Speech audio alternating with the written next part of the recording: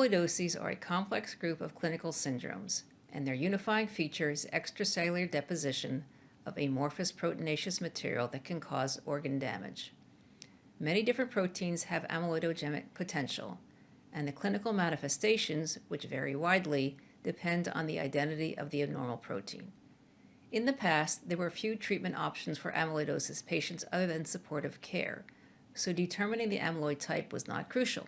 However, there are now specific and effective selective therapies that vary dramatically depending on the identity of the abnormal protein, so accurate determination of the amyloid type is critical for optimal patient care. Traditionally, amyloid typing was done by antibody-based methods such as immunohistochemistry or immunofluorescence. However, these methods lack both sensitivity and specificity. To overcome these limitations, our laboratory developed a shotgun proteomics technique over 10 years ago, using liquid chromatography tandem mass spectrometry to identify the proteins present in microdissected amyloid deposits. This method has several advantages. It directly analyzes proteins of interest. It is unbiased and unambiguously identifies all amyloid types in a single assay. It has very high sensitivity and specificity. It is primarily done on paraffin-embedded tissue, which is ubiquitous and durable, and it requires very little tissue for analysis. It is also capable of identifying new amyloid types such as ApoC2, which we identified in our laboratory. Not surprisingly, mass spectrometry is now considered the gold standard for typing amyloid fibrils in routine practice. My name is Ellen McPhail, and I am an associate professor of laboratory medicine and pathology at Mayo Clinic in Rochester, Minnesota.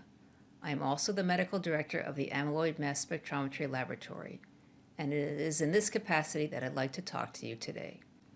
We have now documented our findings over an 11-year time period in a manuscript entitled Amyloid Typing by Mass Spectrometry in Clinical Practice, a comprehensive review of 16,175 samples, which will appear in an upcoming edition of Mayo Clinic Proceedings. We identified 21 different established amyloid types, including all of the common and uncommon amyloid types, and covering the spectrum from hereditary to neoplastic to chronic inflammatory to iatrogenic to age-related amyloidoses. We constructed the first comprehensive organ-by-type map showing the relative frequency of these 21 amyloid types in 31 different organs, as well as the first type-by-organ map demonstrating organ tropism of 18 rare types.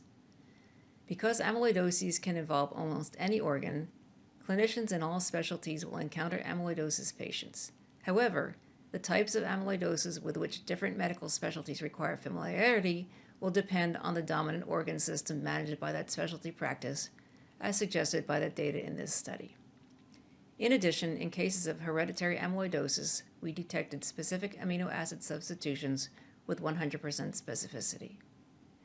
Because we are the major provider of this test in the United States and have likely typed the majority of all new amyloid diagnoses, our study's frequency distribution of amyloid types likely represents a reasonable estimate of their occurrence in the general United States population. About 10% of cases were rare amyloid types that are not typically identified by traditional immunohistochemical methods. The clinical features and treatment of these patients are diverse, and therefore accurate amyloid typing by mass spectrometry is critical for optimal patient management. Practically speaking, for both patients and clinicians, this means that for patients with amyloidosis, unequivocal identification of the amyloid type is mandatory for optimal treatment. We believe that mass spectrometry-based proteomics is the best way to accomplish this. This test requires very little tissue, and archival specimens work just fine, so even specimens collected many years ago can be typed. In addition, with minimal supplemental bioinformatics analysis, the mass spectrometry data obtained in the routine amyloid typing assay can be used to detect the amino acid substitutions in hereditary amyloidosis, can identify novel amyloid types, and can establish the clonality of the light chain in AL amyloid deposits. None of these can be accomplished by other amyloid typing modalities. Future research in our lab includes identification and characterization of new amyloid types and identification of new amino acid substitutions indicative of new mutations in hereditary amyloidosis. On a more global level, tremendous strides continue to be made in developing tailored therapies to treat amyloidosis patients. Thank you. We hope you found this presentation from the content of our website valuable. Our journal's mission is to promote the best interests of patients by advancing the knowledge and professionalism of the physician community. If you are interested in more information about us, our homepage is www.mayoclinicproceedings.org. There you'll find access to information for our social media content, such as additional videos on our YouTube channel or journal updates on Facebook. You can also follow us on Twitter. More information about healthcare at Mayo Clinic is available at www.mayoclinic.org.